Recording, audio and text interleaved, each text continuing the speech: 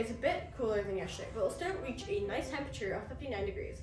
Wind will be blowing from the southwest at a maximum of 10 miles per hour, but will slightly be less windy than lately.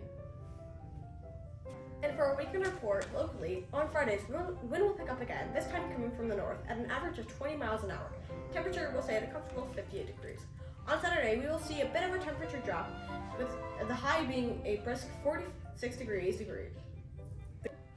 On Sunday, temperatures will go back up, thankfully, back to our high 50s, but in the evening and night, it'll drop back down to below freezing. In the southwest, there are some warm temperatures averaging to 60s and higher alongside some heat over in Florida. Alternatively, up in the northeast to Midwest, there is a polar front sweeping down into states like Missouri and Kansas across the east, bringing some temperatures as low as -4. It's recommended that you wear lots of warm clothes and layers if you're up in these states. If you're planning on traveling, you might want to tell your family and friends to postpone the event because the polar front is going to bring a hefty sum of weather, and it's safer not to travel in these conditions.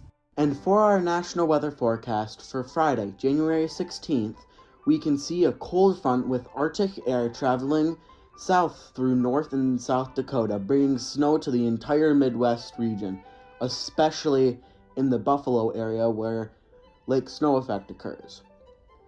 More south, you can see a lot more precipitation over places like Kentucky, Tennessee, Mississippi, and Alabama, while the west is clear from any weather. For our forecast for Saturday, January 17th, we can see a stationary front in the west. We have a cold front coming from the northwest going southeast. We also have a warm front leaving the country in the north. We have rain in northern Texas as long as rain and thunderstorms in Louisiana and East Texas. Mixed precipitation is along the far east and snow in Michigan and the surrounding areas.